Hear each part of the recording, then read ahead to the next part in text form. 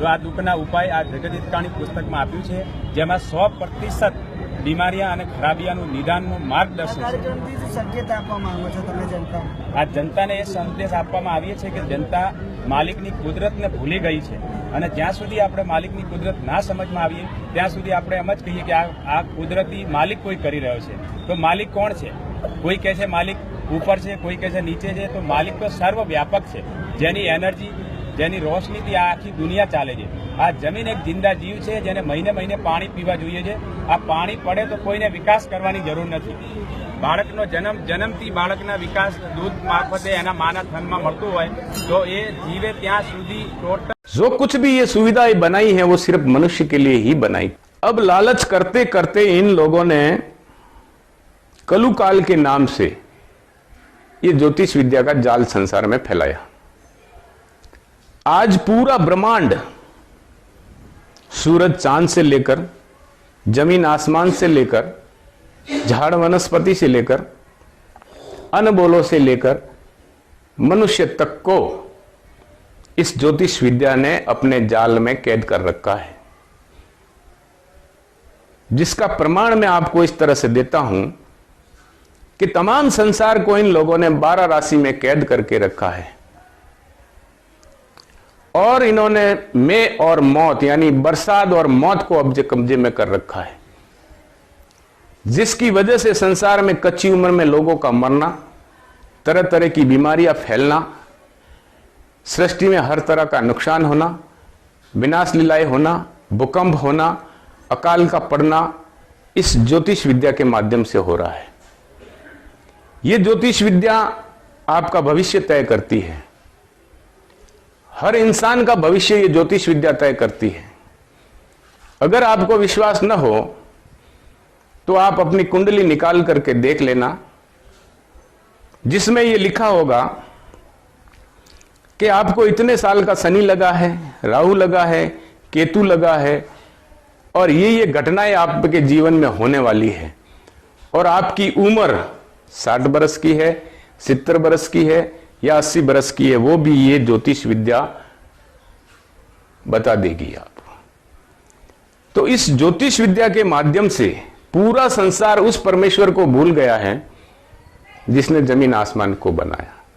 सबसे पहले तमाम संसार के लोगों को इस कुदरत पर आना बहुत जरूरी हो जाता है, कुदरत को समझना बहुत जरूरी हो जाता है कि कुदरत हमारा नुकसान करती है कि नहीं करती। कुदरत का तो ऐसा सिस्टम है कि उसने पाक सिस्टम बनाया है। हर जीव की अपनी अपनी एक अलग उम्र दी है और बिना उम्र पूरी हुए के एक भी जीव प्राणी मात्र कोई कच्ची उम्र में नहीं मर सकता। ये उसका सिस्टम है, ये उसका नियम है, ये उसका कायदा है। जिस तरह से जंगल में पेड़ खड़े होते हैं, उन पेड़ की डालियों से हरा एक भी पत्ता नहीं गिरता जब तक कि उसकी उम्र पूरी नहीं हो जाती, और जब पतझड़ के दिन आते हैं तो पत्ते ऑटोमेटिकली पीले जर्द होकर के ऑटोमेटिक गिर जाते हैं। इसी तरह से तमाम जीवों का यही सिस्टम था कि हर जीव अपनी अपनी उम्र पाके मरता था। बाप से पहले बेटा सतयुग में नहीं मरता था, और सतयुग के अंदर तो लोग इतने दयावान, नेकी और धर्म में रहते थे कि अपनी चीज को अपनी जानते थे और पराई चीज को पराई जानते थे। बुरे कामों से बहुत डरते थे, उनके पास होकर भी नहीं निकलते थे, और जन्म से ही वो परमेश्वर का भजन करते थे। जन्म से ही उनको परमेश्वर का ज्ञान था, सृष्टि और ब्रह्मांड का ज्ञान था, हर जीव प्राणी मात्र का ज्ञान था। क्या ज्ञान था?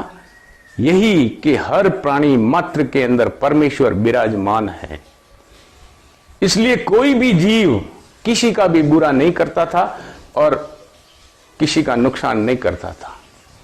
ज्यों ज्यों इस ज्योतिष विद्या के माध्यम से संसार में भूल पड़ती गई और लोगों की मन और मता और बुद्धि को भ्रष्ट करके इन लोगों ने अपने कब्जे में किया, जब से आज इंसान इंसान सगा भाई भाई इस संसार में लड़ रहा है।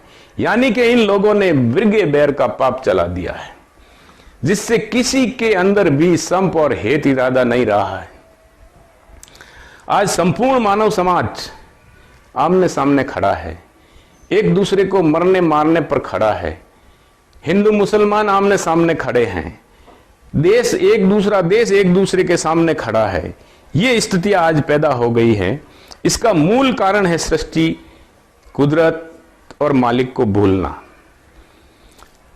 अगर इस जाल को छुड़ाना है, मिटाना है, तो तमाम सृष्टि के हे लोगों, आपको उस परमेश्वर के पास पहुंचना होगा, उस परमेश्वर की जानकारी करनी होगी, उस कुदरत का भेद मालूम करना होगा, उन जीवों का भेद मालूम करना होगा कि सबके अंदर परमेश्वर विराजमान है।